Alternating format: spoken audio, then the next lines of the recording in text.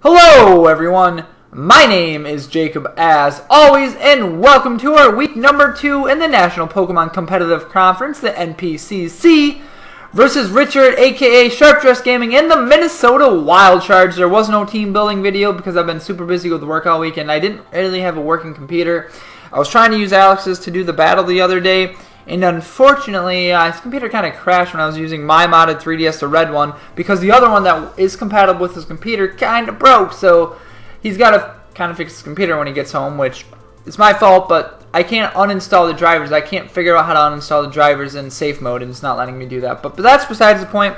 Point is, we're doing post-narration because of those things, and because I have to watch his animals and stuff while his family and him are in Hawaii. I know them lucky bastards are in Hawaii. The Alola region they're in. Son of a gun, I wish I were there because the Alola region, Hawaii. Anyway, besides the point, I know I keep saying that. Post-narration, because I've been super busy, and because I just got back to my house today. Well, they're still in Hawaii. I just had to come back so I could do this because I needed to get this out by yesterday, actually, but it's being out Sunday because of reasons I already told you. Anyway, looking at his team, no team builder this week because super busy, like I stated already. I'm spike stacking him because his best defog user was Honchkrow, and that's his only hazard removal, and he didn't bring it. And I knew he probably wasn't going to bring it, so yeah, Crustal's going to spike stack him. And as you're going to see, I do misplay a few times in this match, so that's unfortunate. We're bringing spike stacking, Stealth Rock Crustal, Lifer Mamoswine, Mega Pidgeot with Workup, Hinpar Grass for the Rhyperior, Hurricane, not Heat Wave because Heat Rain walls it anyway.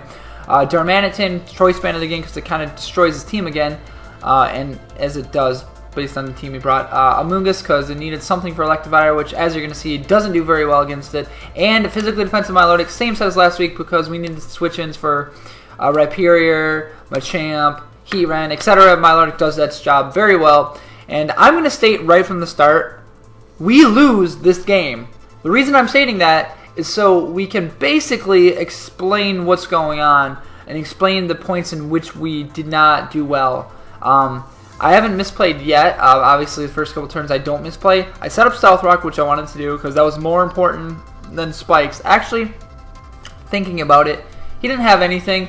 Setting up Spikes would have been better on his team because he had Machamp who resisted it and Rhyperior who resisted. So setting up Spikes would have been better, and I misplayed there, actually. First turn I misplay, I should have set up Spikes. And this turn I misplay again, going for knockoff, thinking it could have been like a Assault Vest or something. Still, Milotic would have walled it still. But I knew it wasn't Assault Vest based on that. I mean, Partial Berry or Rindo Berry. Rindo Berry is what I was worried about because of Hidden Power Grass and Mega Pidgeot. So that is what I was worried about, Rindo Berry. So that's why I knocked off. But it didn't matter, Milotic switched in, and Milotic can take its hits. So I don't know why I made knockoff. Should have for sure went for Spikes. Should have went for 3 layers of Spikes. Probably would have ended up winning the game. Even with some of our misplays, because his Pokemon would have been taking so much more damage from this. They would have been taking 25% every single time they switched in. Every single time. Like, it doesn't matter. And it knocks out our Crustal Rhyperior, so I'm not really too worried about it because we have Mega Pidgeot and we have Milotic and Amoonguss. Like, I'm not worried about Rhyperior at all. And he makes the safe play. He goes for a Leech Seed.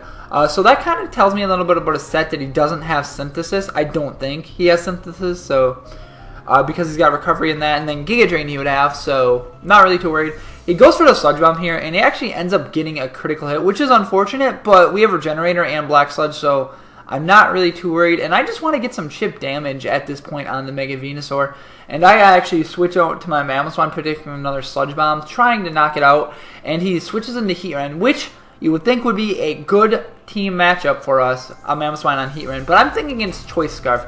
And just to make sure, plus we have a relatively safe switch into Milotic, so there is no point that we have no reason to not switch in Milotic here. Like, we have to switch in Milotic, because in case it's Choice Scarf, we would just go down to a Flash Cannon, and as he goes for Flash Cannon, reveals that he is Choice Scarf. I would have probably switched out of him. That way, makes me think that he's not Choice Scarf, but that's okay. We actually are going to click Recover here because we need our longevity for the rest of the game. So we're going to click Recover, even though we could have almost gotten a burn on this Mega Venusaur.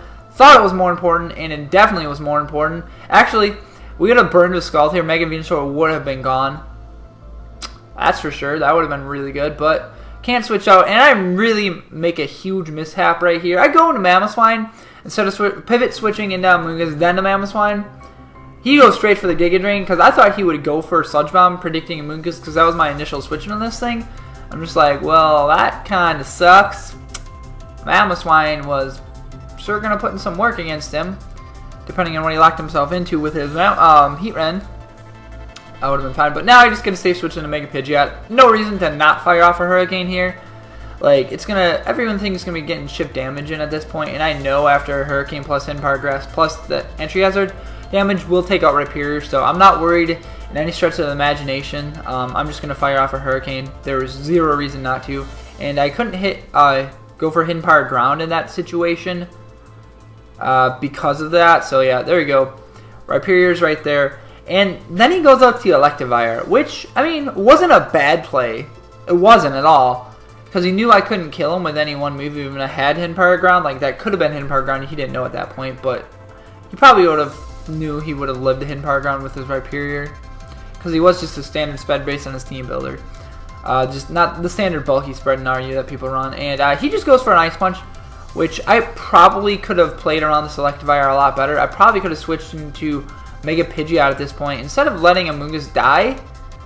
Also, this next misplay was really bad of me. I should have went into Mega Pidgeot instead of my Milotic. My Milotic could wall his team. For sure.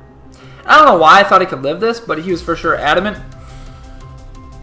Jolly, I'm pretty sure I could have lived, but I don't know. I guess I just misplayed. I mean, that's my own fault. Like, at this point now I can just go into Pidgeot and fire off a Hurricane. I have no reason not to at this point. He could have actually gotten more differential, and if I were him, I would have gotten as much differential as possible. Knowing what he knows now, I'm sure he would have.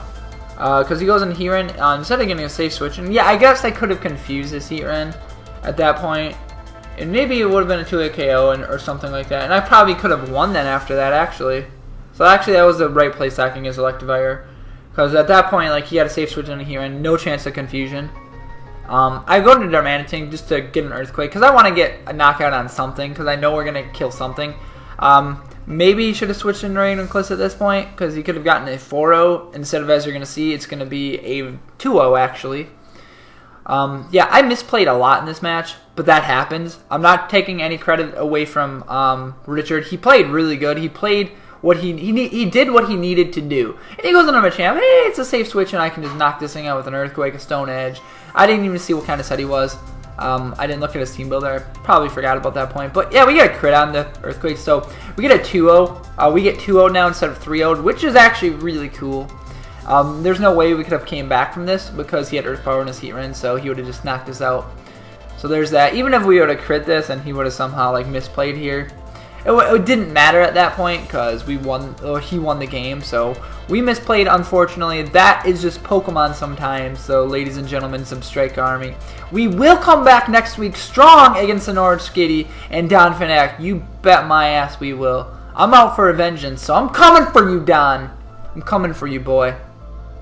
And it ain't gonna be pretty. Thanks for watching, everyone. Have a great day, and I love you all. Adios, Zebstrika Army. Bye-bye.